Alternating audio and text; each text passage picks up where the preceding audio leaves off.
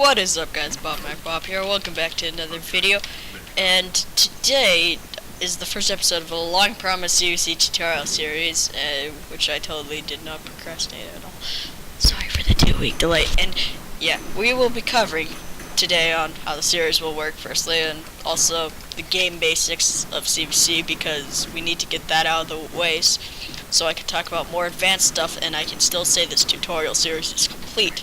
So to start off this series, we'll have 3 levels, like basic stuff, like basic economy, map guides, guides on guns, intermediate stuff that is more complicated but I still believe is necessary, like, I don't know, wallbanging, pre-firing, still fairly basic stuff but like more advanced than the basic stuff. And then advanced stuff like on an advanced guide on being an in-game leader, because it's still important, but like really advanced, and not even all high-level CvC players know it, but I just felt like making a 3rd level. Also, sorry about the scripting in this video if it feels bad, because this is like my first scripted video ever, other than that terrible map remake, so it might be a bit weird, but hopefully get better as this series goes on. I hope I do. This first episode, we'll talk about the game's basic mechanics while we watch some footage in the background. Thanks to Dave for recording for me, as I was too lazy to record it. Feel free to skip this episode if you're an advanced player, as you already know the base gameplay mechanics. I just need to get this out of the way so my tutorial series is complete. So to start off, game, as the name implies, has 2 teams: the cops, often called the counter-terrorists or CTs, and the crims, often called the terrorists or Ts. And those 2 teams face off against each other. There are 2 game modes, TDM, which despite this tutorial series being called complete, it won't cover, as basically any CvC player will tell you that it doesn't serve a point to the community and it's never played competitively. The other game mode is called Defusal, which consists of best of 8 round fashion between the CTs and Ts, with each team having its own way to win each round to attempt to win the best of 8.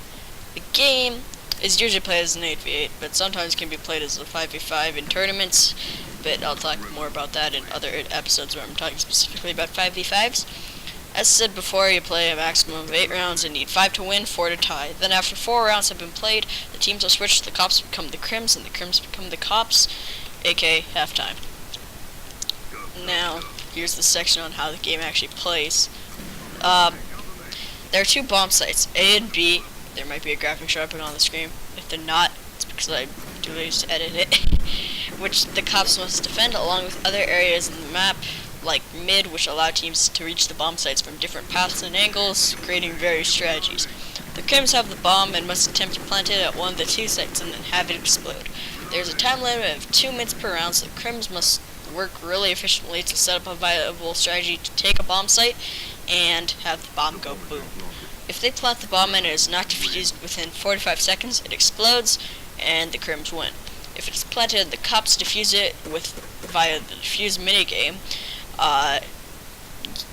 and they do that without dying. The cops win regardless of if any crims are still alive. Each team can also win if they kill the entire enemy team, with the exception of if the cops kill the crims with the bomb planted, in which they must defuse it before the time runs out and they die.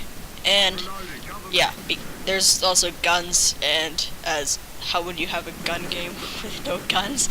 And because killing an enemy with the guns takes them out of the rest of the round and makes them lose their equipment, it's very beneficial to kill members of the enemy team to give your team an advantage, like an 8 for 7, so now the team has 1 less player to defend the bomb site if you're the crims.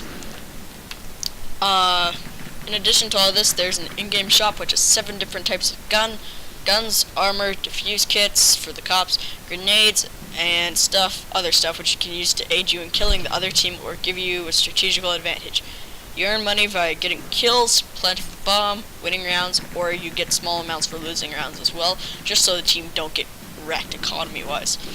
Because of all this, smart economy management is crucial in CvC, and that's going to be my next tutorial, because I feel like it's the second most important thing after the basic game mechanics.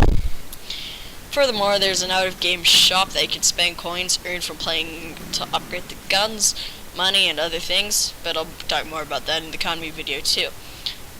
Okay, that's about it, and sorry that this video was really short. I just had to make this video to start off the series, and then I'll work harder on the other videos.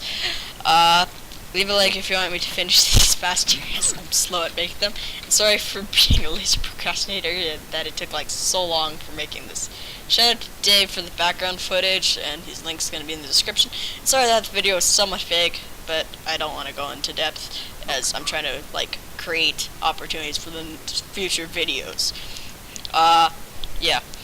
And each game element will have its own advanced video later. Thanks for watching, and ignore the Discord notifications because I totally forgot to turn them off. Goodbye. See ya.